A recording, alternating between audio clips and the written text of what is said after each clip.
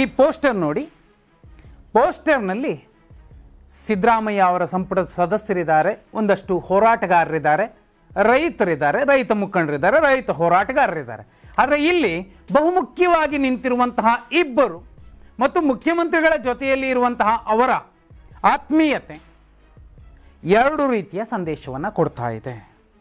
ಯಾರಿದ್ದಾರೆ ಅಂತ ಹೇಳೋದಕ್ಕೂ ಮುಂಚೆ ಒಂದು ವಿಚಾರ ನಿಮ್ಗೆ ಹೇಳಬೇಕು. ಅದು BJP ಸರ್ಕಾರ ಇತ್ತು 2022ರಲ್ಲಿ. ದೇವನಹಳ್ಳಿ ಬಳಿ ಏರೋಸ್ಪೇಸ್ ನಿರ್ಮಾಣಕ್ಕೆ 1771 ಎಕರೆ ಭೂಮಿಯನ್ನು ಸ್ವಾಧೀನಪಡಿಸಿಕೊಳ್ಳೋದಕ್ಕೆ ಅವತ್ತಿನ BJP ಸರ್ಕಾರ ಅಧಿಸೂಚನೆ ಹೊರಡಿಸಿತ್ತು. ಬಸವರಾಜ ಬೊಮ್ಮಾಯಿ ಅವರ ಸರ್ಕಾರ. ಅವತ್ತಿನಿಂದ ಇಲ್ಲಿಯ ತನಕ ಸುಮಾರು 1194 ದಿನಗಳ ತನಕ ರೈತರು ಹೋರಾಟ ಮಾಡ್ತಿದ್ರು. ಅಧಿಸೂಚನೆ ಹಿಂಪಡೆಯಿರಿ, ಇದು ಕೃಷಿ ಭೂಮಿ, ಫಲವತ್ತಾದ ಭೂಮಿ, ಇಂಥ ರೈತರ ಭೂಮಿಯನ್ನು ತಗೊಂಡು ಯಾಕೆ ನೀವು ರೈತ ವಿರೋಧಿ ನಡೆಯನ್ನು ಅನುಸರಿಸ್ತಿದ್ದೀರಿ ಅಂತ ಸರ್ಕಾರದ ವಿರುದ್ಧ ಹೋರಾಟ ಮಾಡಿದರು. BJP ಸರ್ಕಾರ ಹೋಯಿತು, ಕಾಂಗ್ರೆಸ್ ಸರ್ಕಾರ ಬಂತು, ಸಿದ್ದರಾಮಯ್ಯ ಅವರು ಈಗ ಮುಖ್ಯಮಂತ್ರಿ. ಈ ಹೋರಾಟಕ್ಕೆ ಪ್ರಕಾಶ್ ರೈ ನಟ ಕೂಡ ಬಂದರು, ಭಾಗಿಯಾದರು. ಈಗ ಎಲ್ಲೋ ಒಂದು ಕಡೆ ಈ ಹೋರಾಟಕ್ಕೆ ಫಲ ಸಿಕ್ಕಿದೆ. ಯಾಕಂದರೆ ಖುದ್ದು ಮುಖ್ಯಮಂತ್ರಿ ಸಿದ್ದರಾಮಯ್ಯ ಅವರು ರೈತರ ಬೇಡಿಕೆಗೆ ರಾಜ್ಯ ಸರ್ಕಾರ ಮನ್ನಣೆ ನೀಡುತ್ತೆ ಅನ್ನುವಂತಹ ಮೆಸೇಜನ್ನು ಕೊಡುವ ಮೂಲಕ ಕೆಲವು ತೀರ್ಮಾನಗಳನ್ನು ಕೈಗೊಂಡು ಆ ತೀರ್ಮಾನಗಳ ಪ್ರಕಾರ ದೇವನಹಳ್ಳಿ ಭೂ ಸ್ವಾಧೀನ ಪ್ರಕ್ರಿಯೆಯನ್ನು ಕೈಬಿಡಲು ಸರ್ಕಾರ ನಿರ್ಧರಿಸಿದೆ ಅನ್ನೋದನ್ನು ಹೇಳಿದೆ. ಅದೇ ಪಾಯಿಂಟ್ಸ್ ನಾವಿಲ್ಲಿ ನೋಡ್ತೀವಿ. ಕೆಳಗಡೆ ಆ ಪಾಯಿಂಟ್ಸ್ ಕೆಳಗಡೆ ಈ ಫೋಟೋ ಇದೆ. ಪ್ರಿಯಾಂಕ್ ಖರ್ಗೆ ಇದ್ದಾರೆ, ಮಧ್ಯಮ ಮತ್ತು ಬೃಹತ್ ಕೈಗಾರಿಕಾ ಸಚಿವರು MB ಪಾಟೀಲ್ರಿದ್ದಾರೆ, ಅವ್ರ ಪಕ್ಕದಲ್ಲಿ ಪ್ರಕಾಶ್ ರೈ ಇದ್ದಾರೆ. ಇದೇ ಹೋರಾಟದ ವಿಚಾರವಾಗಿ ಇದೇ MB ಪಾಟೀಲ್ರಿಗೂ ಪ್ರಕಾಶ್ ರೈ ಅವರಿಗೂ ಬಹುದೊಡ್ಡ ಫೈಟ್ ಆಯಿತು. ಒಬ್ಬ ನಟ, ನಮ್ಮ ನೆಲದ ನಟ, ಈ ನೆಲದಲ್ಲಿ ಹುಟ್ಟಿದಂತಹ ಕಲಾವಿದ, ಆತ ಎಂಥ ಉತ್ತಮ ನಟ ಅನ್ನೋದಕ್ಕೆ ಅವರಿಗೆ ಸಿಕ್ಕಿರುವಂತಹ ರಾಷ್ಟ್ರ ಪ್ರಶಸ್ತಿಗಳು, ಅವರಿಗೆ ಸಿಕ್ಕಿರುವಂತಹ ಜನಮನ್ನಣೆ ಸ್ಪಷ್ಟವಾದ ಸಾಕ್ಷಿಯನ್ನು ನುಡಿಯುತ್ತವೆ. ವಿಶೇಷ ಅಂದರೆ MB ಪಾಟೀಲ್ರಂತಹ ಕರ್ನಾಟಕದ ಸಚಿವರು, ಕರ್ನಾಟಕ ಸರ್ಕಾರದ ಸಚಿವರು ಅವರದ್ದೇ ನೆಲದ ಪ್ರತಿಭಾವಂತ ನಟನನ್ನು ಅವ್ರಿಗೆ ಇಲ್ಲಿಗಿಂತಲೂ ಜಾಸ್ತಿ ಜನಮನ್ನಣೆ ಆಂಧ್ರ ತಮಿಳುನಾಡಲ್ಲಿದೆ, ಅಲ್ಲೋಗಿ ಹೋರಾಟ ಮಾಡ್ಕೊಂಡ್ಲಿ ಅಂತ ಹೇಳಿದರು. ಸ್ವಾಮಿ, ನಾವು ಕರ್ನಾಟಕದಲ್ಲೂ ಹೋರಾಟ ಮಾಡ್ತೀವಿ, ಪಶ್ಚಿಮ ಬಂಗಾಳದಲ್ಲೂ ಹೋರಾಟ ಮಾಡ್ತೀವಿ, ತಮಿಳುನಾಡು ಆಂಧ್ರದಲ್ಲೂ ಹೋರಾಟ ಮಾಡ್ತೀವಿ. ಹೋರಾಟ ಮಾಡೋದು ನಮ್ಮ ಉದ್ದೇಶ, ಜನರೊಂದಿಗೆ ಇರೋದು, ಜನ ಕಲ್ಯಾಣಕ್ಕೋಸ್ಕರ ಹೋರಾಡೋದು ನಮ್ಮ ಗುರಿ ಅನ್ನೋ ಮೂಲಕ ಪ್ರಕಾಶ್ ರೈ ಅವರು ತಕ್ಕ ಉತ್ತರ ಕೊಟ್ಟರು.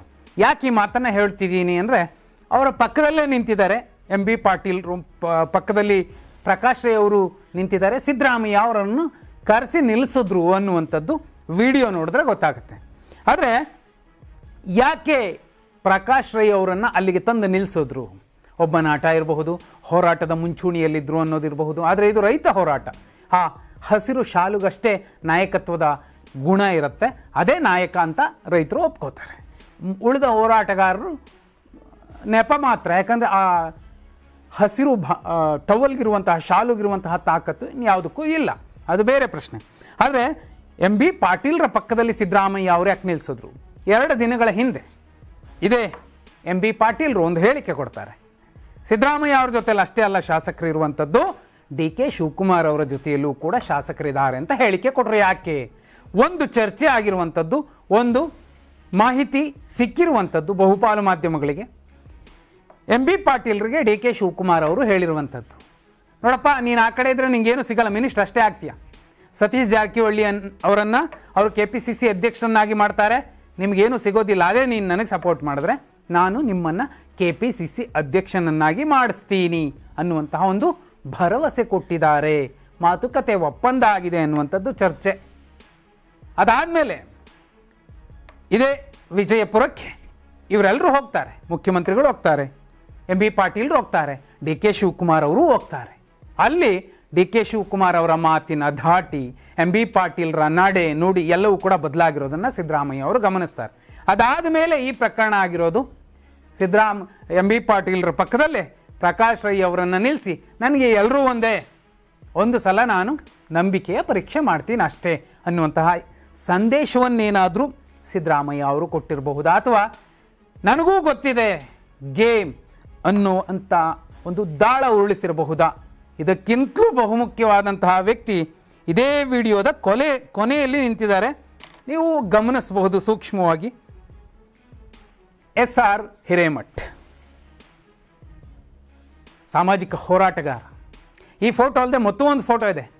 ಅತ್ಯಂತ ಆತ್ಮೀಯವಾಗಿ ಅವರ ಕೈ ಹಿಡ್ಕೊಂಡು ಹಸ್ತಲಾಘವ ಮಾಡುವಂತಹ MB ಹಿರೇಮಠರ ಮತ್ತು ಸಿದ್ದರಾಮಯ್ಯ ಅವರ ಮತ್ತೊಂದು ಫೋಟೋ ಬೇರೆ ಸಂದೇಶವನ್ನೇ ನೀಡ್ತಾ ಇದೆ. ಯಾಕೆ? ಇದೇ ಹಿರೇಮಠರ ಕಾರಣಕ್ಕೆ. ಇದೇ ಹಿರೇಮಠ ಅವರು ಕನಕಪುರದ ಸುತ್ತಮುತ್ತ DK ಶಿವಕುಮಾರ್ ಅವರ ನೇತೃತ್ವದಲ್ಲಿ ಅಕ್ರಮ ಗ್ರನೈಟ್ ಗಣಿಗಾರಿಕೆ ನಡೀತಿದೆ ಅಂತ ದೂರು ಕೊಟ್ಟರು. ಅಷ್ಟೇ ಅಲ್ಲ, ಅವತ್ತಿನ ಕೇಂದ್ರ ಸಚಿವ, ಹಣಕಾಸು ಸಚಿವ ಅರುಣ್ ಜೇಟ್ಲಿ ಅವರಿಗೂ ಕೂಡ ಮಹತ್ವದ ದೂರು ಕೊಟ್ಟರು. ದಾಖಲೆಗಳ ಸಮೇತ ಕೋರ್ಟಲ್ಲೂ ಕೂಡ ಕೇಸ್ಗಳನ್ನು ಹಾಕಿದ್ರು. DK ಶಿವಕುಮಾರ್ ಅವರು ಜೈಲಿಗೆ ಹೋಗಿ ಬರಲಿಕ್ಕೆ ಕಾರಣಕರ್ತರಾದವರ ಟಾಪ್ ಪಟ್ಟಿ ಏನಾದರೂ ಮಾಡಿದ್ರೆ ಅದರಲ್ಲಿ ಹಿರೇಮಠ ಅವರ ಹೆಸರು ಕೂಡ ಮೊದಲು ದಾಖಲಿಸಬೇಕಾಗತ್ತೆ. ಇದೀಗ ಇದೇ ಹಿರೇಮಠ ಅವರು ಇಷ್ಟು ಆತ್ಮೀಯವಾಗಿ ಸಿದ್ದರಾಮಯ್ಯ ಅವ್ರ ಜೊತೆಲಿ ನಿಂತಿದ್ದಾರೆ ಅಂದರೆ ಏನರ್ಥ?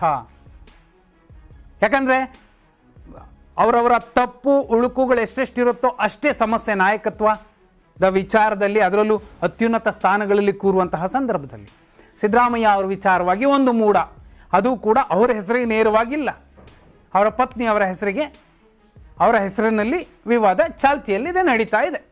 ಆದರೆ ಮೂಡಾಗೆ ಪದೇ ಪದೇ ಜೀವ ಕೊಡ್ತಿರೋದು ಯಾರು ಅನ್ನೋದು CM ಆಪ್ತವಲಯಕ್ಕೂ ಚೆನ್ನಾಗಿ ಗೊತ್ತಿದೆ. ಮುಖ್ಯಮಂತ್ರಿಗಳು ಕೂಡ ಅದನ್ನು ಗಂಭೀರವಾಗಿ ತಗೊಂಡಿದ್ದಾರೆ. ವಿಶೇಷ ಅಂದರೆ ಕೋರ್ಟ್ ಮತ್ತೊಂದು ಸಲ ನೋಟಿಸ್ ಕೊಟ್ಟಿದ್ದು ಕೂಡ ಇದೇ CM ಕುರ್ಚಿಯ ಕದನ ಡೆಲ್ಲಿಲಿ ನಡೀತಿರುವಂತಹ ಸಂದರ್ಭದಲ್ಲಿ. ಇದೀಗ ಹಿರೇಮಠರು ಮತ್ತು ಸಿದ್ದರಾಮಯ್ಯ ಅವರು ಒಟ್ಟಿಗೆ ನಿಂತಿದ್ದಾರೆ. ಸಿದ್ದರಾಮಯ್ಯ ಅವರನ್ನೇನು ಸುಮ್ಮನೆ ಬಿಟ್ಟಿಲ್ಲ ಹಿರೇಮಠರು, ಅವರು ಧೂಳು ಕೂಡ ಕೊಡವಿದ್ದಾರೆ ಎಷ್ಟೋ ಸಲ. ಆದರೆ ಈಗ ಈ ಫೋಟೋ ಕಾಕತಾಳೀಯ ಇರಬಹುದು, ಆದರೆ CM ಕುರ್ಚಿಯ ಕದನ ನಡೀತಿರುವಂತಹ ಸಂದರ್ಭದಲ್ಲಿ ಕದನ ವಿರಾಮ ಯಾರೂ ಘೋಷಣೆ ಮಾಡಿಲ್ಲ. ಆದರೂ ಸ್ವಲ್ಪ ಮಟ್ಟಿಗೆ ಸೈಲೆಂಟ್ ಆಗಿರೋ ಸಂದರ್ಭದಲ್ಲಿ ಈ ಎರಡು ಫೋಟೋ ಮತ್ತು ಈ ಎರಡು ಸಂದೇಶ ಸಿದ್ದರಾಮಯ್ಯ ಅವರು ಕೊಟ್ಟಿರುವಂಥದ್ದು ಬೇರೆಯದ್ದೇ ಲೆಕ್ಕಾಚಾರಗಳನ್ನು ಜನರ ಮುಂದೆ ಇಡ್ತಾ ಇದೆ, ತಮ್ಮ ಎದುರಾಳಿಗಳ ಮುಂದೆ ಇಡ್ತಾ ಇದೆ, ತಮ್ಮ ಹಿತಶತ್ರುಗಳ ಮುಂದೆ ಸಿದ್ದರಾಮಯ್ಯ ಅವರು ಇಡ್ತಾ ಇದ್ದಾರೆ. ರಾಜಕಾರಣದಲ್ಲಿ ಏನು ಬೇಕಾದರೂ ಆಗಬಹುದು, ಶತ್ರು ಮಿತ್ರ ಆಗಬಹುದು, ಮಿತ್ರ ಶತ್ರು ಆಗಬಹುದು ಅಂತ ಹೇಳ್ತಾರಲ್ಲ, ಅದಕ್ಕೆ ಪೂರಕವಾಗಿದೆ ಈ ಫೋಟೋ ಮತ್ತು ಈ ಫೋಟೋದಲ್ಲಿ ಕಾಣ್ತಿರುವಂತಹ ಒಂದಷ್ಟು ಜನರ ನಡೆ ಮತ್ತು ನೋಡಿ. ಹಾಗಿದ್ರೆ ಹಿರೇಮಠ ಅವರು ಮತ್ತೊಂದು ಸಲ ದಾಖಲೆಗಳ ಧೂಳನ್ನು ಕೊಡುತ್ತಾರಾ? ಮತ್ತೊಂದು ಸಲ ಇಲ್ಲ ಇಂತಹ ಕೇಸ್ಗಳು ಇನ್ನೊಂದಷ್ಟು ಜನರ ಮೇಲೆ ಬೀಳಬೇಕು ಅಂತ ಒತ್ತಾಯಿಸ್ತಾರ? ಕಮೆಂಟ್ ಮಾಡಿ.